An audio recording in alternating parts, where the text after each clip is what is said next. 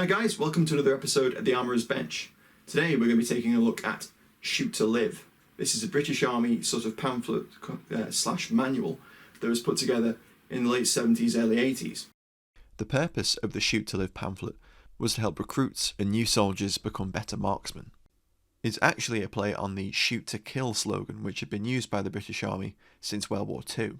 And there were a number of World War II and Cold War training films which used the slogan Shoot to Kill. Here's a clip from the beginning of a Shoot to Kill film from the 1970s. Before a soldier can shoot to kill from any position under operational conditions, he must first perfect his marksmanship skills by shooting at clearly defined targets in conventional positions on the range.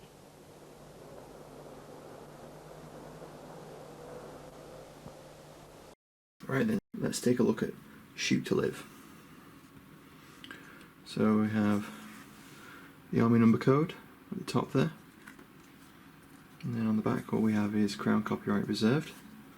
A little scuffed up, but that's to be expected. So we have a contents page, published in 1981. And then it basically explains how to become a better shot. We've got a list of illustrations, some really interesting illustrations in this, in that there's a mixture of almost cartoon-like and then some other more straight sort of classic illustrations, like this one here, illustrating the famous chair carry at Bisley for the winner, complete with Bisley Cup and the Bisley Medal. You too could win at Bisley. Another nice illustration showing various different nationalities competing at the range. We can assume that these are chaps from other NATO countries.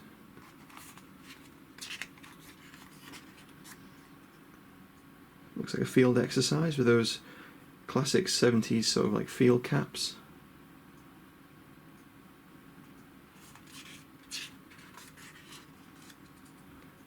Another nice illustration, and another one of these great little cartoons where he's got his book upside down. It explains how to training a battle shot, progressive, complete 3 stages of crew training, and 4 and 5 are at the final battle camp. And here are the 5 stages. So you learn to zero and group. Then you learn the different stages, types of battle target. Then there's the personal weapon test at the end of basic training, and then once you're a basically trained soldier, or a trained soldier, you have these 2 at further battle camps. So stage 1 is grouping and zeroing. Very much appealing to the average soldier there. Very pretty Jones, but not quite what we mean by grouping. Then we've got some of the classic positions. Got prone and seated.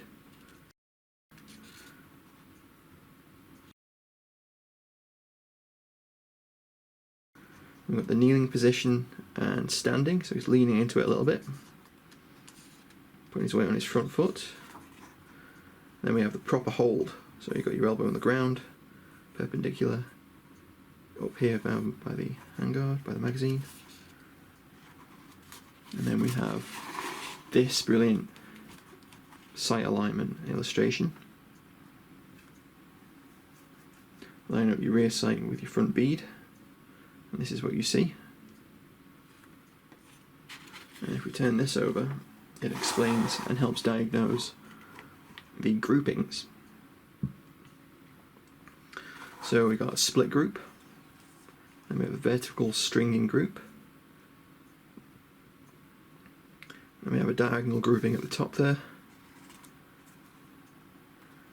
And each one explains how to rectify the error that you're making that's causing the group rather.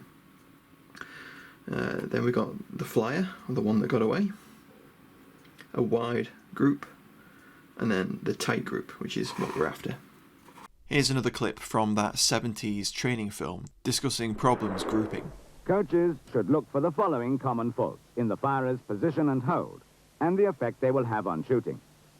For example, a firer with too long a butt causing excessive eye relief will have restricted vision of the target area. Poor left-hand support will cause shots to become scattered round the point of aim.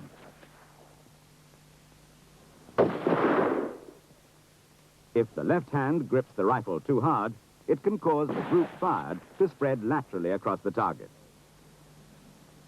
The left elbow, positioned too far from the line of the rifle, can cause the group to become strung low and right of the point of aim. Tense muscles to obtain steadiness will cause tremors to set in, which make aiming more difficult. The butt must fit into the hollow between the collarbone and the shoulder muscle. If it doesn't, the butt may slip on firing, causing a lateral throw of shots to the right.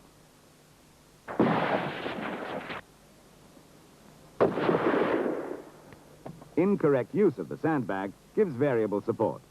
The effect of this may be to increase the size of a group and possibly misplace it vertically.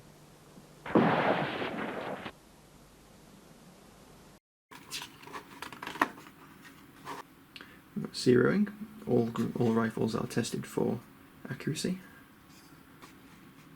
So then we have stage 2, which is the application of fire on a live fire range. Deliberate shots, snap shooting, firing movement, and moving targets, simulating close quarter battle. Jones here is shitting himself.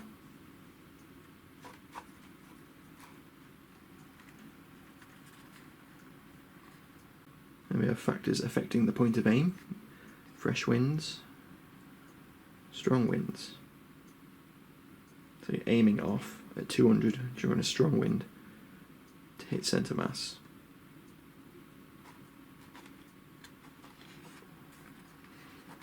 Don't over lubricate your weapon, otherwise you end up covered in oil. This is a really interesting illustration of a Eastern Bloc con bloc soldier, where you're giving him some lead as he's walking.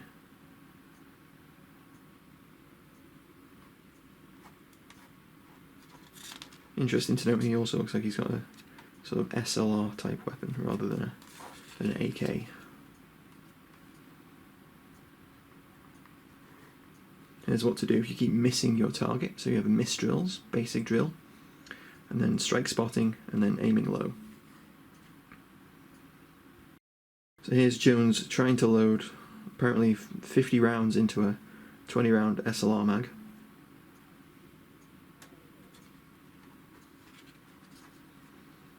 Got some training tests. Safety stripping, magazine filling, loading in the standing position, immediate action drills and gas stoppages, unloading position, application of fire, and the preparation for firing. And then we have the annual weapon test. So we have, you can improve your shooting muscles by doing some rifle strengthening exercises. That's something that has been done since the Edwardian period, basically. Continues to be important. Then we have, during firing, we have this handy little acronym, SPADE work. Then we have the individual, team and shooting. So that's after you've finished your basic training, you move on to stage 4 and 5.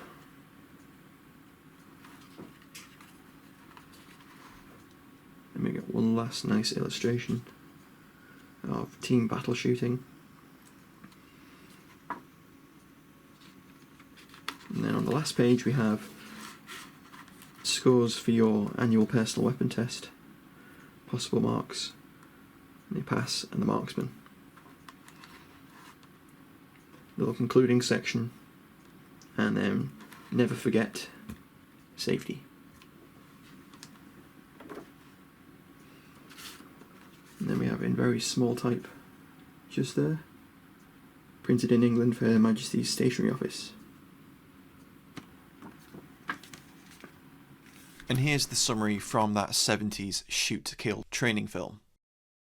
Remember, the key to good marksmanship is correct position and hold, natural pointing, correct sight alignment, and correct follow-through.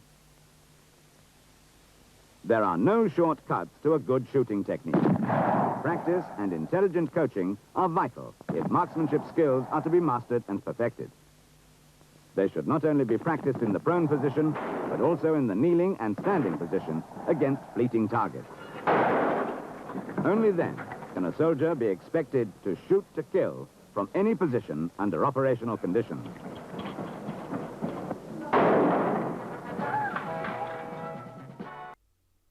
Thanks for watching, guys. Hope you found this look at the British Army's Shoot to Live pamphlet interesting.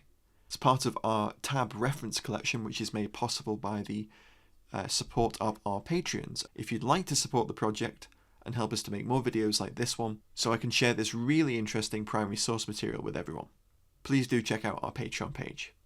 Don't forget to like, share, comment and subscribe if you haven't already. As always, thank you for watching. Catch you next time.